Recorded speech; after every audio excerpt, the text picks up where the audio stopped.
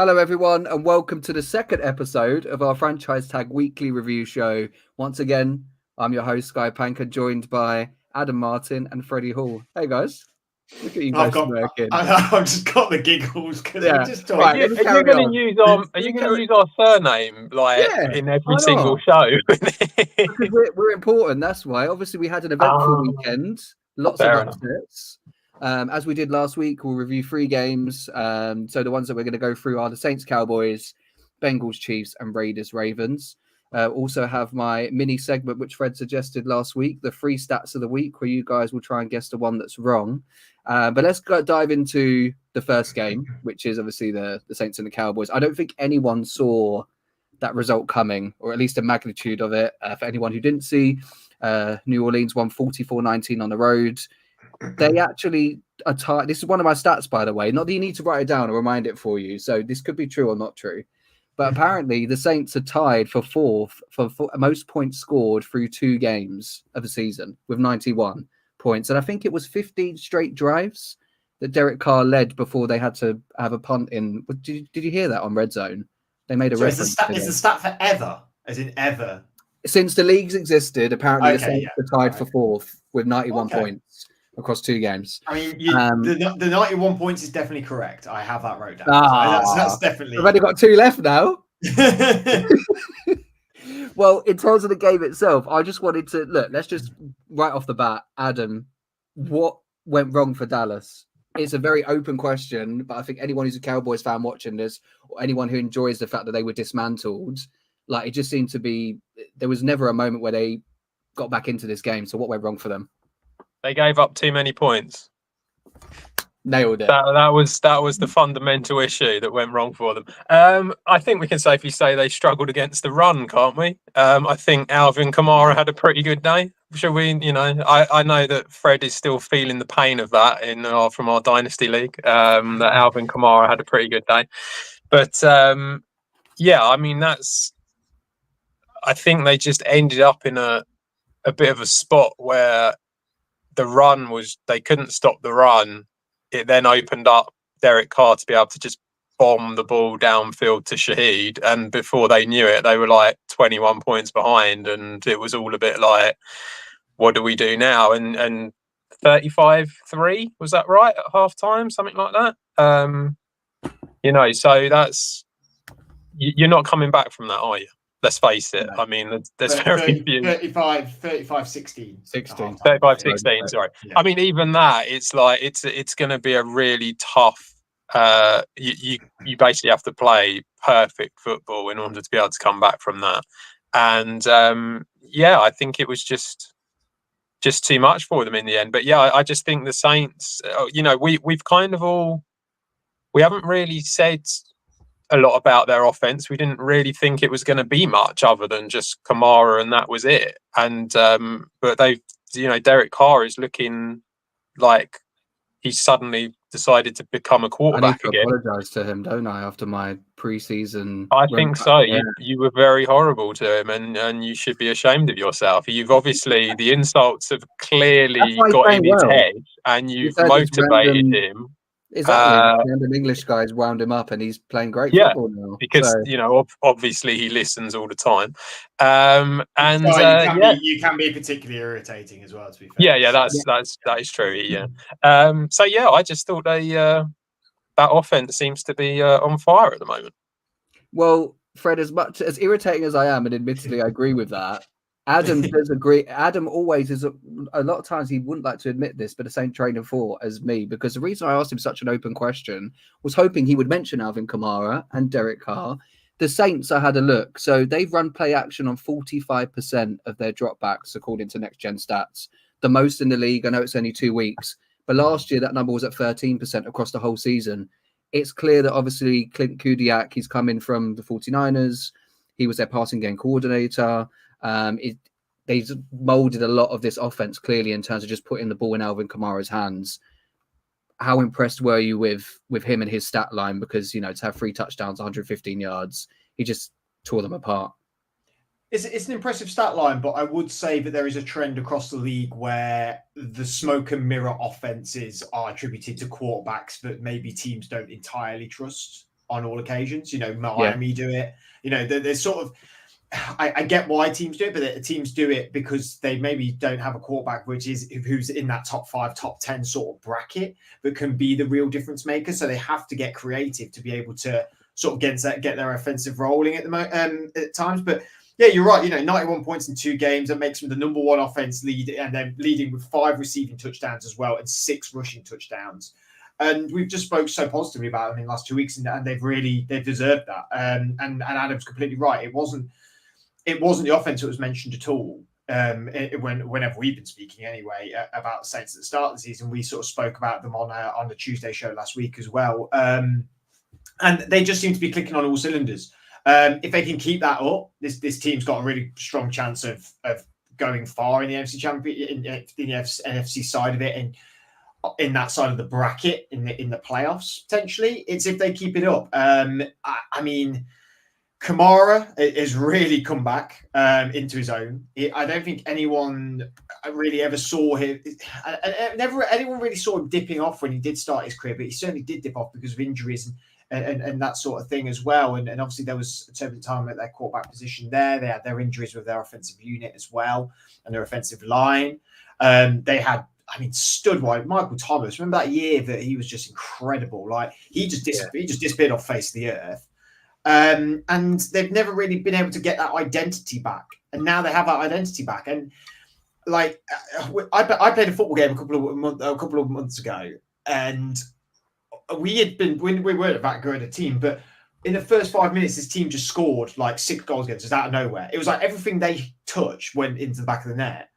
And this was the exact same with the Saints, the Cowboys. It was like the Cowboys blinked and like, how have we put up all these touchdowns this quickly? And it was just they could not compose themselves to rally to come back. At no point in that game could you go, I can see the Cowboys come back from this. I don't think anyone thought that or felt that.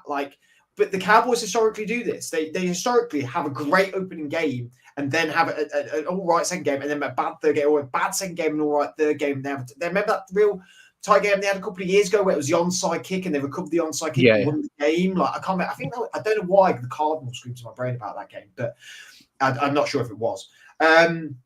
So they're just rolling. I mean, the Cowboys could not deal with it. They could not deal with it. They've allowed 5 rushing touchdowns, which leads the league. Obviously, 4 of them were against Kamara. And they could not run the ball. They were held to 68 yards, which is now 23rd in the league with a total of 170 rushing yards. But they are 9th in throwing yards with 448. But we know this stat already. Dak doesn't win games with his arm. It is a run. It's a team that does way better with the run. Yeah. And Dak's fantastic at throwing the ball. He is. And having CeeDee Lamb is a wonder. And we sort of said between us in the offseason that link between Dak and CD could be the making of their offense. But it's sort of showing again that, maybe they need to be a bit more run focused and have that CD as the cherry on top. And yeah, it is a head scratcher for the Cowboys now. They've definitely been sent back to the drawing board, haven't they? Adam, they can't be behind, can they? That's the problem. If they end up falling behind, they're in trouble because it is literally throw it to Lamb and what else do you do? Especially when Ferguson's out. That's against you guys in the playoffs. I think there was a drop exactly early in the game, and as soon as that happened and you guys got ahead, like you said, they just couldn't keep up. Yeah, and they have to establish the run, and if they don't, they're in trouble. But what do they do, Adam, long term? Because clearly they've paid Dak and they've paid CeeDee Lamb, and look, we know what Jerry Jones is like. I think if you want to be, this is not a dig on, well, it is on Mike McCarthy, but I don't think he's one of the coaches renowned for building through drafts. He's not bad, but he's not the best.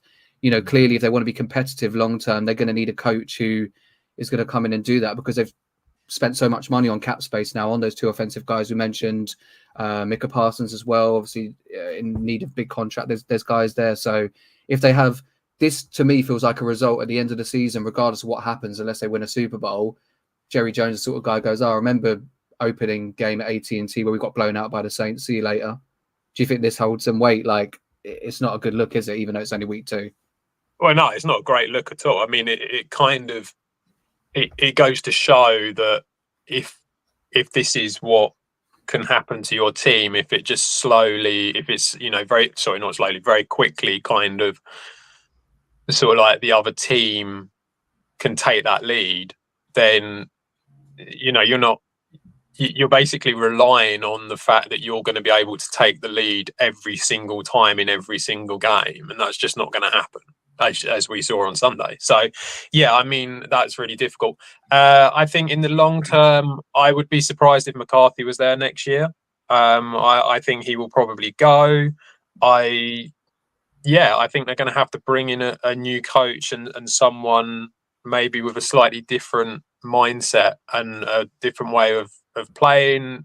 I mean, everyone else seems to be getting someone from the McVay tree, so why not get someone from there? That seems to be the new thing to do.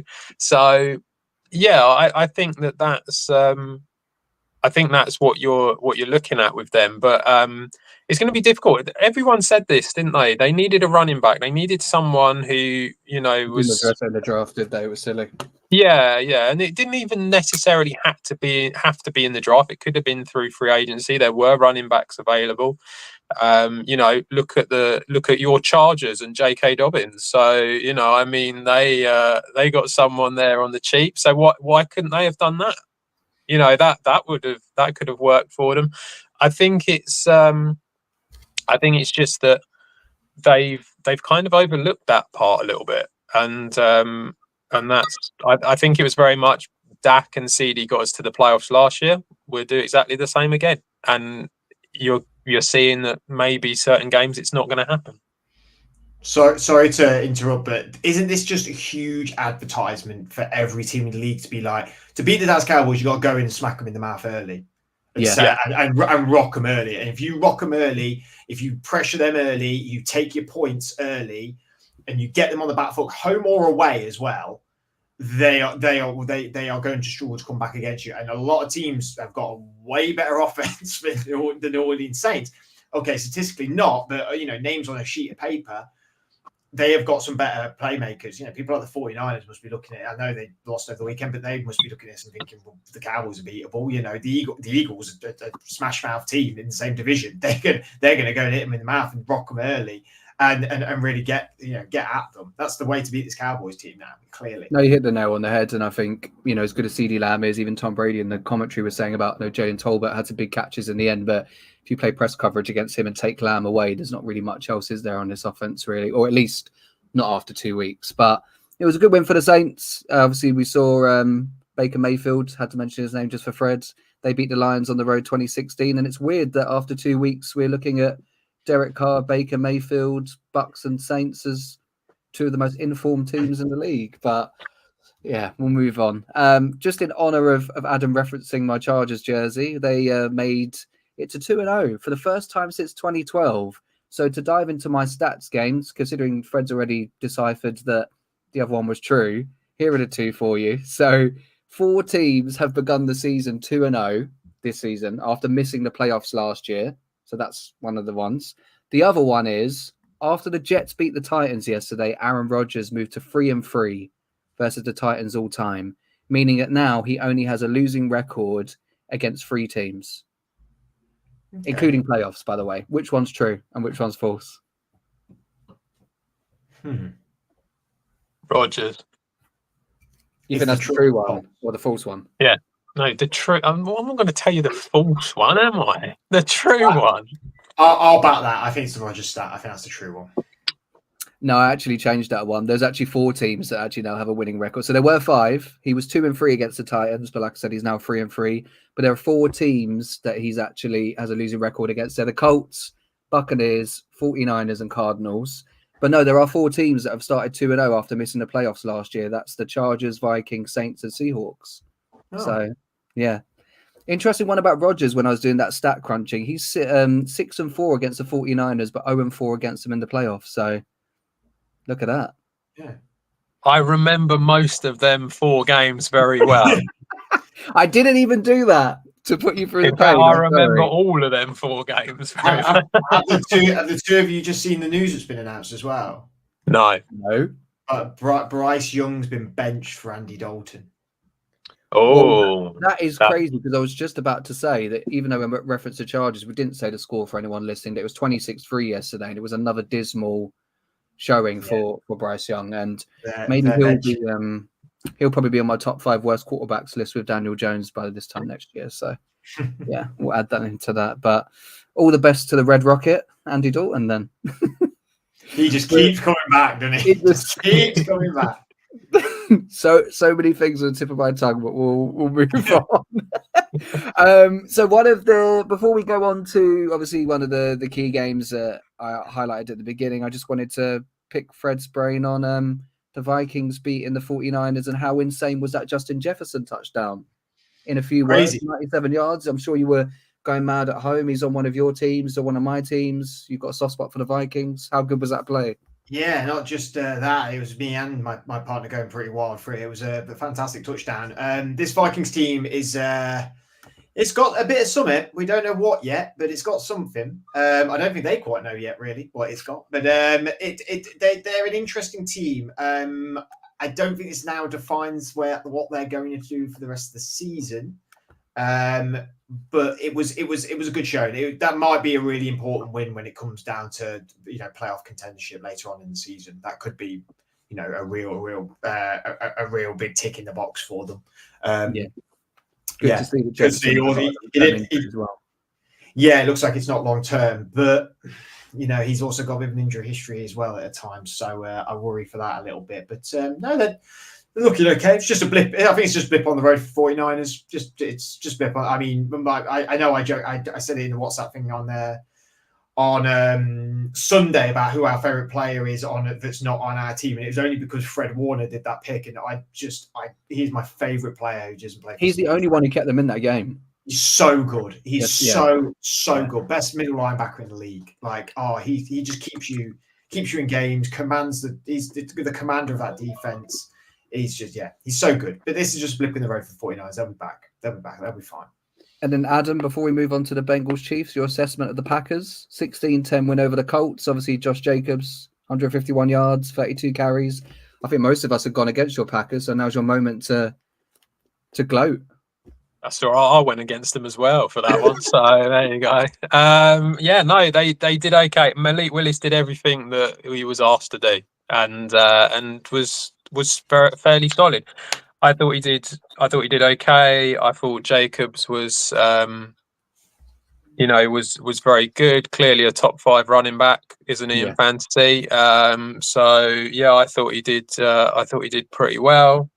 Just a little peek behind the curtain there for anyone who watches or listens to. I don't know what you're talking about. It's just a comment I made. I thought they looked all right. The one thing I would say, Colts, awful. Yeah. Jonathan Taylor looked all right by the end of it. He kind of managed to get a few stats up at the end and did okay.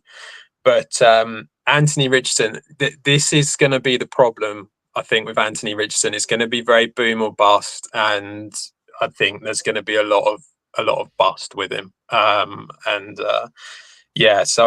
I think they might struggle at times, but he gave up 3 interceptions, which is pretty bad. And it was we got away with one with it on this one, I think. So it's all you can do when you've lost your quarterback, isn't it? So. Yeah, well, whilst I won't pick either of your brains on it, obviously, just for anyone who watched Sunday Night Football, another young quarterback had a tough time. Caleb Williams in that 16-10 loss to the Texans. And I did say to Fred before coming on that both defenses look good from those two teams. So it'd be interesting to see how they develop going forward.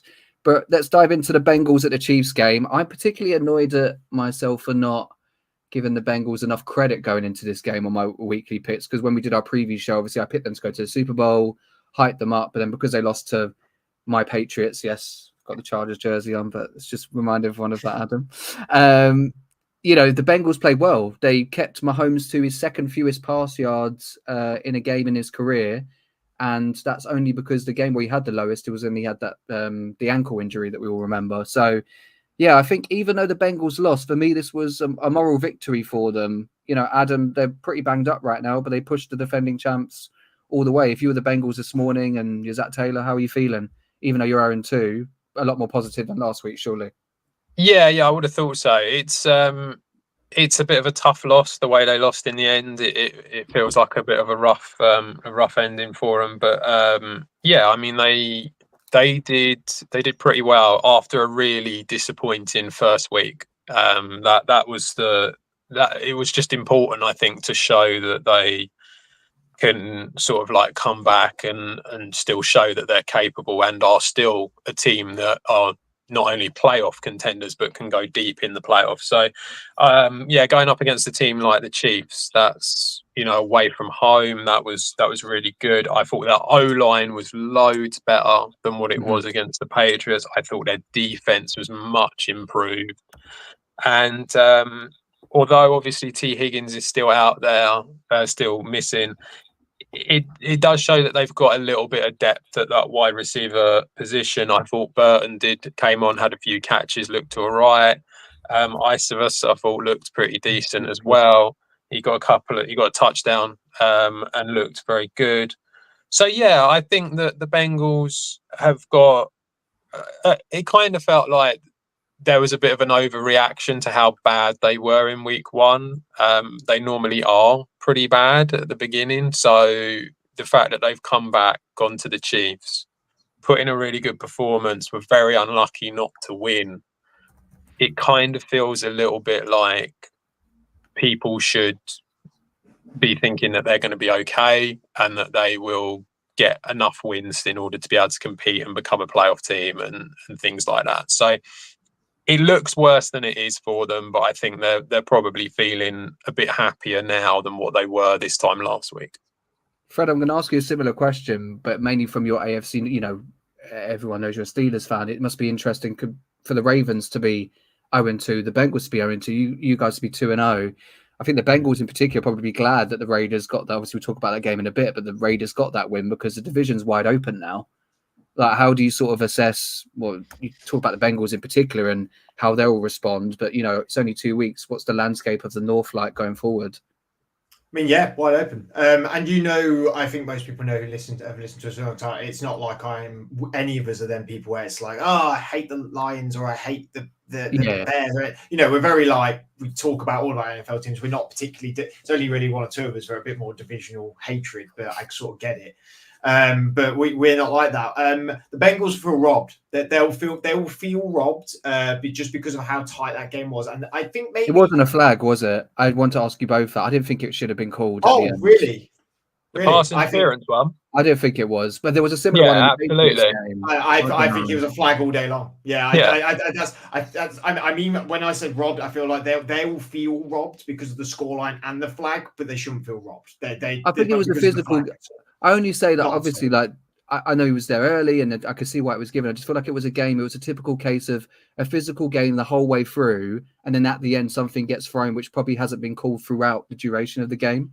I think there were some other incidents. I can get that. I can get that, and I can understand that, and I can understand. You know, we have many occasions on this podcast with other teams talked about the unfairness of flags and biasness and refs and stuff like that. And yeah, and you know, when you are that good and when you are king of the mountain, unfortunately, sometimes you do get a little bit of a favorite call. It happens in our football here, you know. Of course. It happens in all sport. Unfortunately, I think it's right at all, but I don't think you can complain about his flag. Like, yes, you can complain about the other ones maybe within the game, but I don't think you can to complain about it too much. In terms of the FC North, it does blow wide open. What the Browns? The Browns are 1-1 now, aren't they? They won at the weekend. Off the top of my head, obviously Ravens and Bengals. Maybe the Jags, which was impressive. Yeah. Impressive. I'm only saying that because I picked the Browns to win and everyone was picking the Jags, so I just wanted to throw that one in. Fair. And we're 2-0, and it does keep it really fresh within the division. It's not going to be the exact same at the end of the season, I don't think. I think Ravens and Bengals are certainly going to pick up some wins along the way. The Steelers are certainly going to pick up some losses along the way. I think the Browns is the only team that sort of we know what they are in this division. Like, I think we're still sort of finding out stuff about the Steelers, about the Bengals and the Ravens, whereas I think the Browns have I feel like we know what they are at this point, and it's not a particularly good team, but they've still got some studs on that team, and they can keep themselves in games, and they'll definitely sneak some wins here and there. So yeah, it keeps it very fresh. It keeps it really fresh. I think it makes it for a Steelers fan, it makes it a lot more fun us being top of it. Obviously, not just because we're top of it, but because if we'd all been 2-0, then it gets a bit more nail biting. Whereas this, some of these results now, I know it's week. We say it's week 2 and it's really early, but when it gets to week 14, 15, some of these results are really going to matter, especially when they were against each other, which will be for most of our teams in the latter half of the season, especially for the Steelers anyway. So yeah, keeps it wide open, but the Bengals are still there. They've got a lot of tidying up to do. Just a lot of tidying up to do. They had 8 penalties on the day as well. Mm-hmm. And again, Higgins back is going to be a massive thing for them. I think there's a lot of noise around the chase thing. I think a lot more noise than maybe the Bengals are actually doing. I think it's actually a lot more outside people creating this noise rather than maybe inside the building with Jamar Chase. So yeah, very interesting game. Very interesting game. It'll be interesting with Chiefs losing Pacheco. Yeah. That's a huge blow, I think, for them. I was just about to ask Adam, because me and Adam were two of his biggest fans, or even that Super Bowl where they beat the Eagles. Everyone knows how much I like him. That's a massive loss because I don't think they're as equipped as they probably have been in years gone by. Edward Teller has his own injury problems. There's Carson Steele, P. Ryan. I don't know, Adam. How does this impact the Chiefs' offense? I know it's Mahomes, but Pacheco's there. But he is a difference maker, and he does balance out that pass-heavy offense at times. No. Yeah, but they'll just get Jarrett McKinnon back and they'll be fine, won't they? That's what's going to... it happens all the time. It's the same. It's Patriots Mark II. It's the same thing. I wrote that down. I didn't want to say it, but it was. The only comment I had on this game was Chiefs just doing Chiefs stuff. That's what the Chiefs do. There's nothing else to it now. Is Kareem Hunt still out there? Is he at a team? Probably, yeah. Come in, they'll find someone. Dalvin Cook's out there. Dalvin Cook's a player they think about. Yeah. Obviously, anyone. Dalvin Cook's on the Cowboys practice squad, but Kareem Hunt released by the Browns, so Kareem Hunt must be available. So I think that could be the scoop for him. That could happen. That's the scoop. That's the scoop. Kareem Hunt's going to the Chiefs. They'll find someone. They'll get someone off the street and they'll just put him in a uniform and he'll run for 100 yards and everyone will be, and they'll be happy and they'll get a few penalties in favour of them. And calling up plays, she could find a exactly. Taylor's up there having a whale of a time. Every time there's a touchdown, I get to see Taylor Swift. That's what we all want to see, isn't it? On that though, Kelsey's not looked mega impressive to start. No. He's got a bit missing. Do you know what? This is what I don't get. I understand it. I'm going to go on a rant here. I get the logic that they want to go to Taylor Swift because it generates money and all that stuff. Can they not go to her when Kelsey scores though? Or when Kelsey catches something? It's like the Chiefs score and they go to her. It's like there's no connection to the person who scores. That's my only thing. They used to do the same with Brady and Giselle. Maybe I'm just used to it. Like they used to always be a thing. Like I think no matter what. Yeah, but at least Brady would throw the ball. Yeah, I know what you mean with. There's got to be.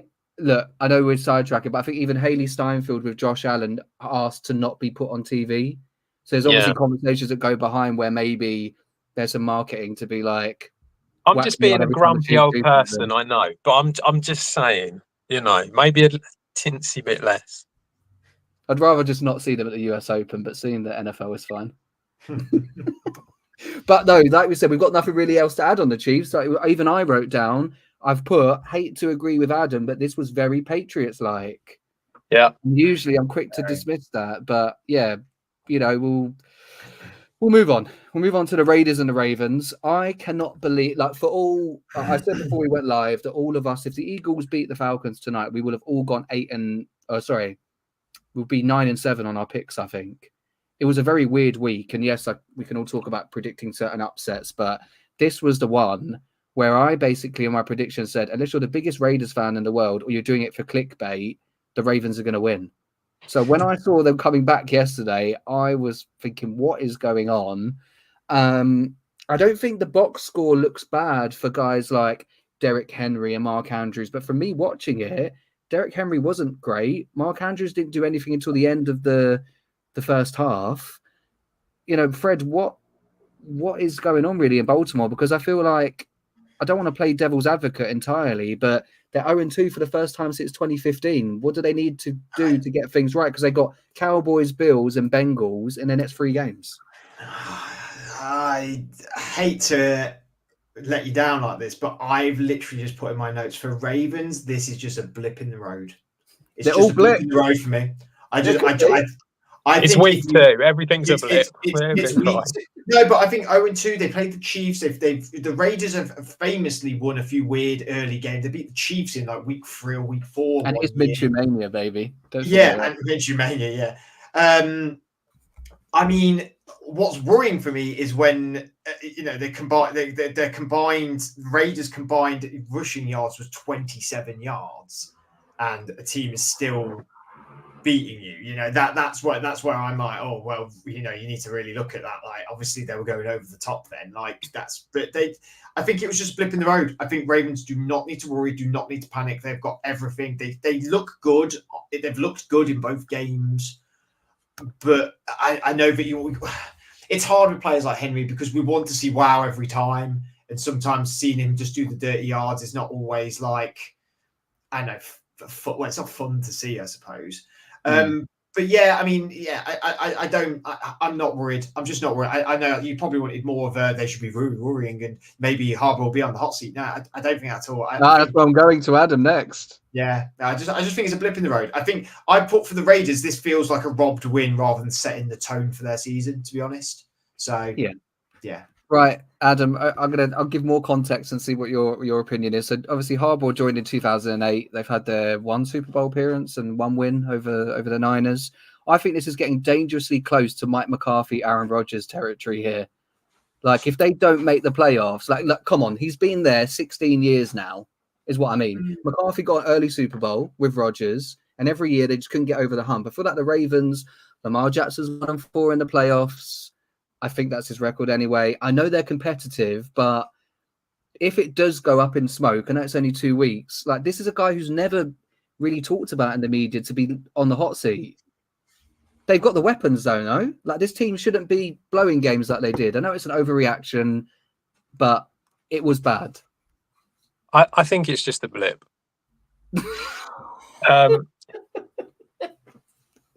You can dangle that fishing rod with that bait on as much as you like. You ain't catching these fish today, buddy. We're going to be swimming upstream and happy as Larry. No one wants to be cropped when the Ravens lift the Lombardi. Yeah, on the Harbour Express, us two are. I think this is probably the thing that you need to know. So the Ravens, had just under 400 yards of total offense, and the Raiders had just under 300 yards of total offense. And I think that probably shows that the Ravens just, for whatever reason, it didn't happen on the day. It's obviously the more yards of offense doesn't necessarily mean that you're going to get loads of touchdowns, but normally it indicates that you've got more chance of scoring more than the opposition. So I think that what it is it's a bit of a freak result, and the fact that it came as was it a field goal win at the end? Was that pretty much? Yeah, that was kind of like how it finished. I just kind of feel like that probably means that it's just a bit of a freak. I know he's been there a long time. I don't see it as an issue with him being there. I think he'll just carry on. They'll sort the problems out. I think when you say McCarthy and Rodgers, it always kind of felt like there was a bit of friction there. Whereas there's not. Yeah, in this case, there's not, and it feels like this is okay. I just think they'll sort it out. They played the Chiefs away in a really, really difficult game on the first night, and almost overtime, other than a size. Yeah, and we're unlucky not to get the win there. And this feels like a bit of a freak result to me based on the stats. So I think they're doing okay. I do agree with you in respect of Derrick Henry didn't look great. It was tough tough to watch. And I think the problem is because they're not going to use him as much as what the Titans used to use him.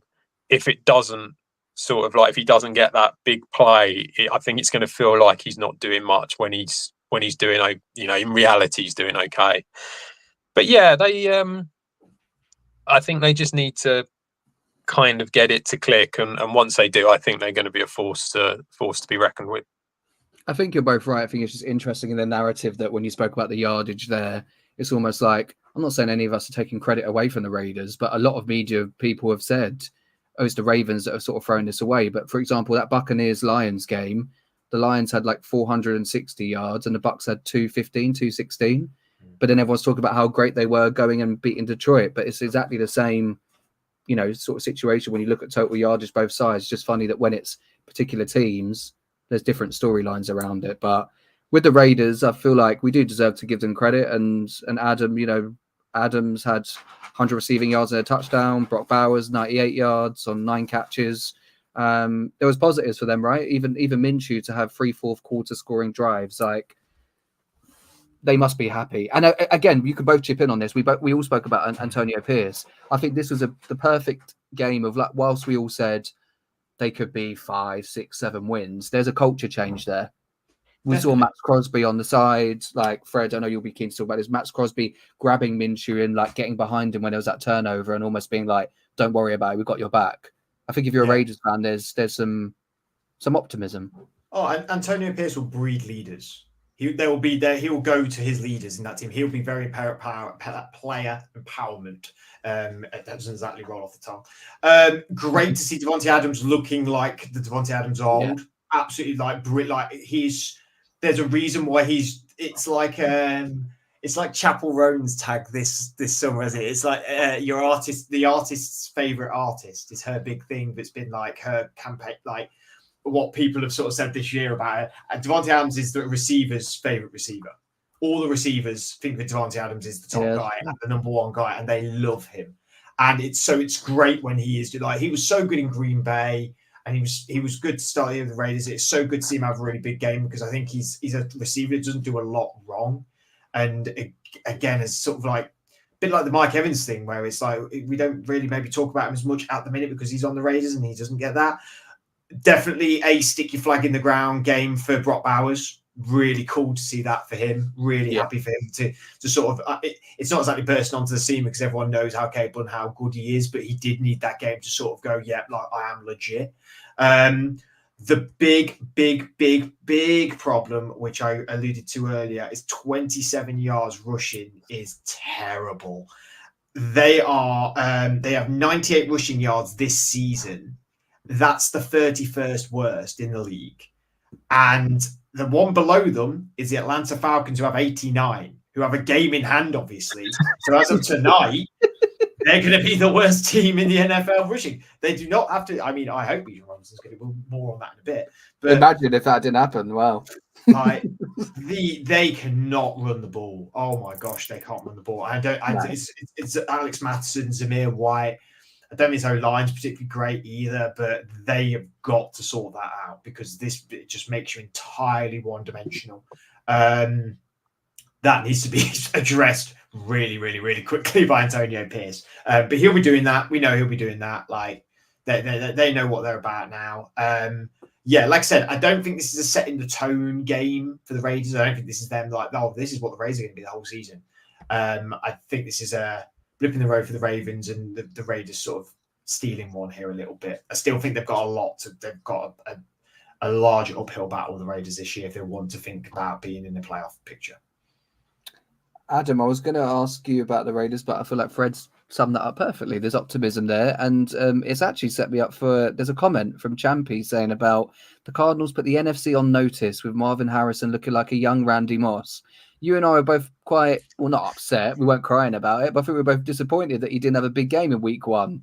But how phenomenal was he in that 41-10 win for them over the Rams? I mean, to be fair, there was 4 catches only. I mean, more so because the Rams didn't put up any fight, and unfortunately Cooper Kupp went down. But how are you feeling on the little Marvin Harrison fan club this week? Yeah, he did pretty well, didn't he?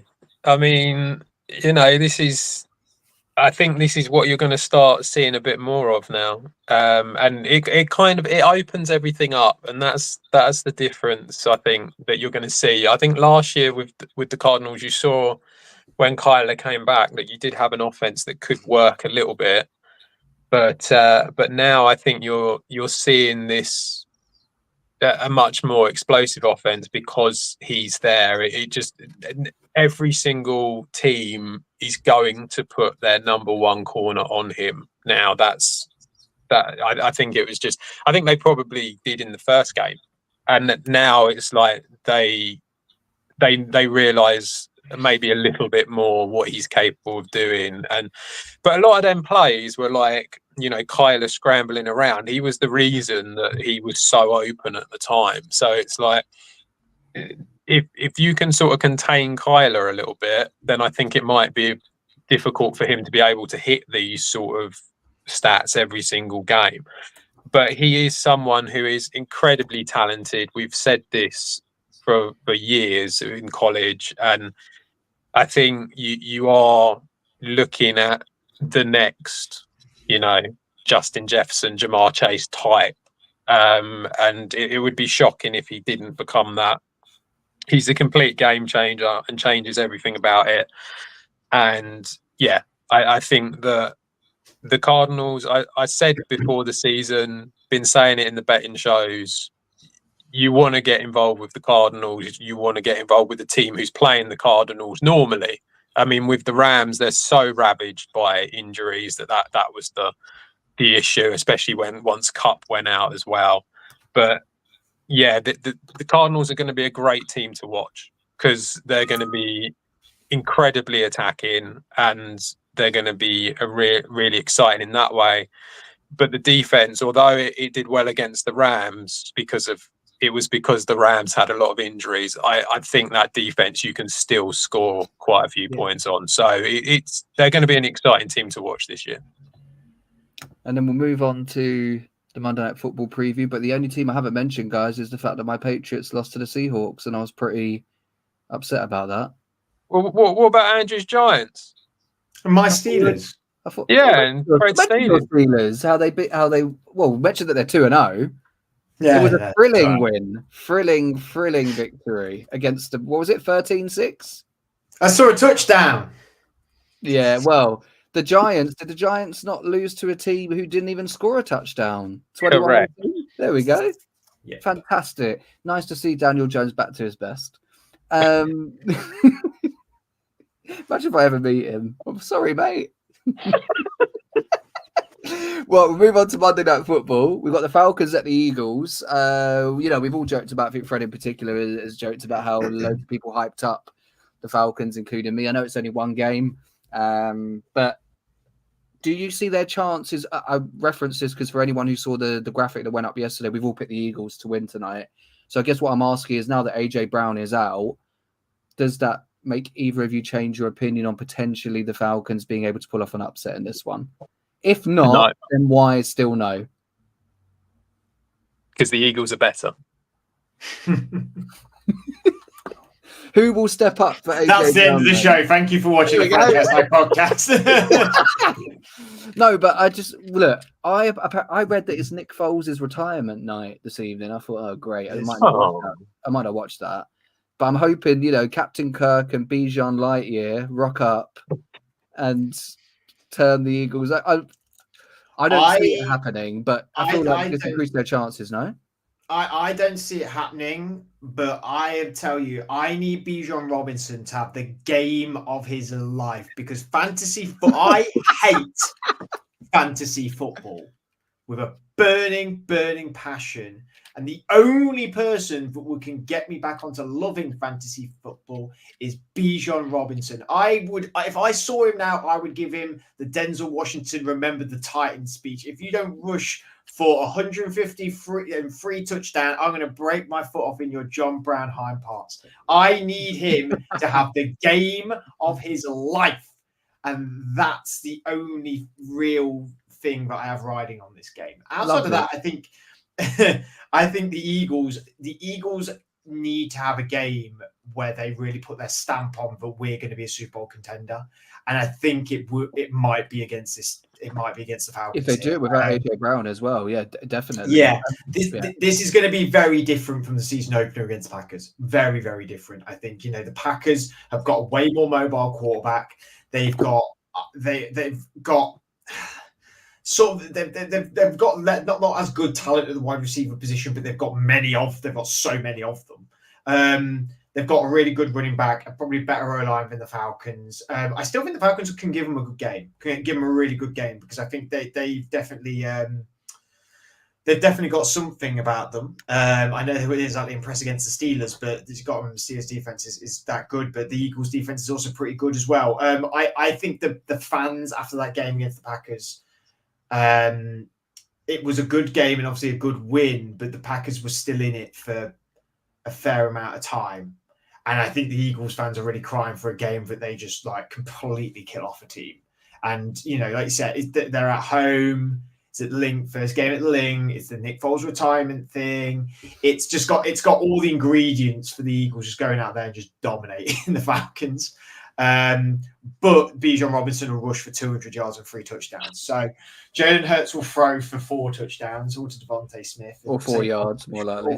Yeah, maybe something of that ilk. It's going to be tough for AJ Brown, but I think this Eagles team, it's got all the makings for a big Eagles win.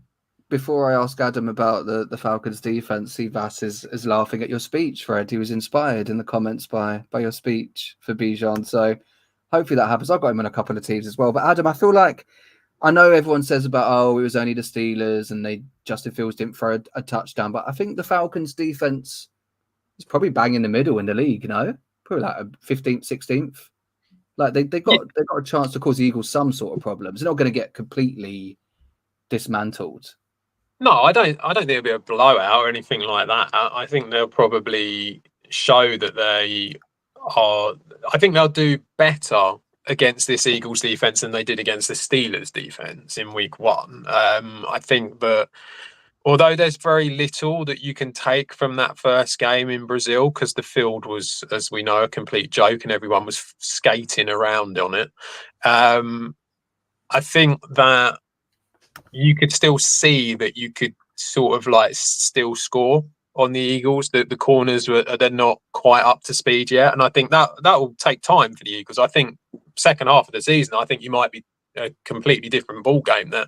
But I think at the moment you can still score on them, and it's really going to be about Kirk Cousins being able to bring in Kyle Pitts and Drake London and getting these weapons involved a bit more and throwing the ball and to a certain degree being allowed to throw the ball a bit more. I kind of felt like against the Steelers he was kind of almost held back a bit, and it was about trying to go for the run game with Bijan, and he was under duress the whole game. Like I mean that's the issue, isn't it? But you get your receivers out quick, get them in space quick. I mean that's what you've got to do, and you've got to sort of like, I know Drake London's kind of like a big wide receiver down the outside, but move him around, move Kyle Pitts around, get him in the slot and stuff like that. Just try anything to kind of get these guys who have shown that they're pretty talented, get them involved and do more with that. And I think that's the real issue. It's kind of almost like maybe a slightly different game plan needs to be had. So yeah, I think if they do that, then they will cause trouble for the Eagles. But I would be surprised if they could go away and cause an upset here, because I just think even without AJ Brown, I think the Eagles with the likes of Saquon Barkley and Devonta Smith and even Jahan Dotson's going to get involved tonight as well. Yeah. They've got so many weapons even without AJ Brown. So I think that they'll be fine. The Falcons' game plan needs to be 1st and 10, run the ball. 2nd and 8, run the ball. 3rd and 5, run the ball. Third, just do that over and over again all night. That's completely how to beat the Eagles. Is just put it in the hands of Bijan Robinson, and it'll be fine. I have to admit that when I saw AJ Brown was out, I mean, I know Kirk Cousins has got 12 and 20 record in primetime football, but there was a game early last year against the Eagles where they only lost like 34-28, and Kirk Cousins had 4 touchdowns. Obviously when he was on the Vikings, and I feel like was that at Minnesota though? Was that? I can't remember. I can't. I just remember it being one totally different because it is totally different. You know, going to Philly now. Philly's not quite cold enough yet, but that atmosphere, like that, is the most hot. Probably the hot. I feel like it was in Philly because I remember picking the Vikings and Gareth laughing at me and it actually being a close game. And from what I'm googling here, the Eagles are in green and the Vikings are in white, so it looks like it was at the link.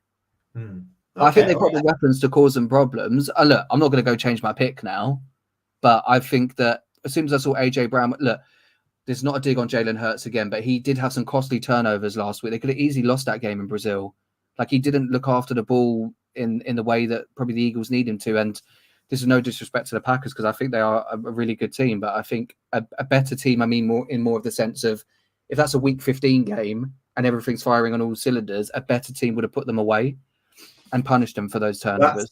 That's maybe a little bit of a thing is we're saying about, you know, protecting the ball and maybe being a bit more mindful with himself, Jalen Hurts. But the first game at the Link, first game in the set, like I think they're not going to err on the side of caution, are they? They're going to want their fans to be raucous and have something to cheer about. So I don't see this as being a game that's going to advertise Jalen of being really secure with the ball. It wouldn't shock me if Terrell gets a pick, like, because I think he may just make 1 or 2 more risks. I don't know. I mean, Jesse Bates is really great for the Falcons the other day as well. I mean, what pickup he's been for them, and Justin Simmons, to be fair.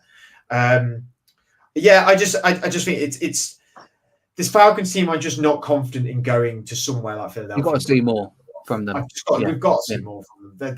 They've got. We said this at the start of the season, didn't we? It's a lot of names on paper. We need to see a bit more from this team at the point. But their defense was pretty. The defense was good against the Steelers, so. But with the Steelers' offense, is not the Philadelphia Eagles' offense by no stretch of the imagination. So, and they didn't get a touchdown scored on them in that game, I suppose, either. So, they've got to take some positives from it. I imagine they're just not.